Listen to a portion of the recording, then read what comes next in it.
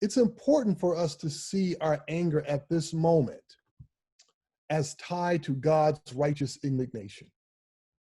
And it's always a little tricky to tie one's anger or tie anger to God's righteous indignation.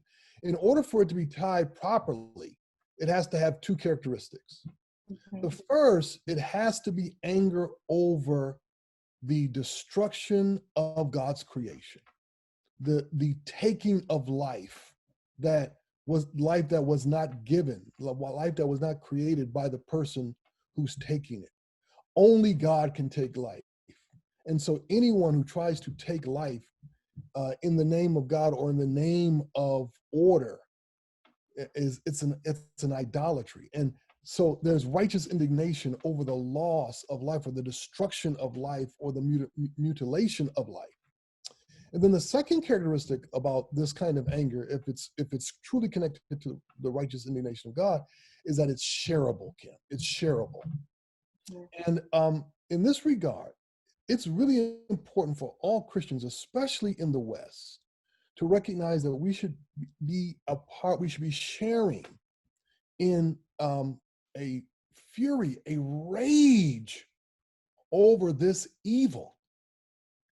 And of course, here's the problem. For so many people, they don't understand that rage, anger, does not necessarily mean hatred. That's crucial. Okay. Christians should be angry. We should understand the ways in which our anger should tie to the righteous indignation of God, to be angry about what God is angry about, but not to hate. And what keeps us from hate is only one thing: Jesus. Jesus blocks the way to hate. Jesus says to every Christian, don't go there. Anger, yes. Hatred, no. Why?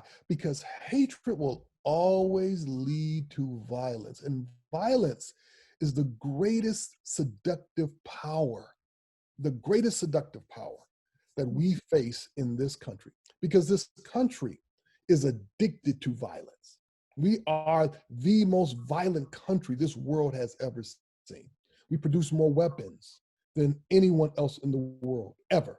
We distribute more weapons than anyone else in the world ever. We design more weapons than anyone else in the world ever.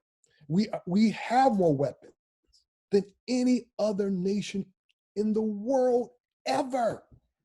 And so we're addicted to violence. And so we cannot allow anger to touch hatred and then pour itself into violence.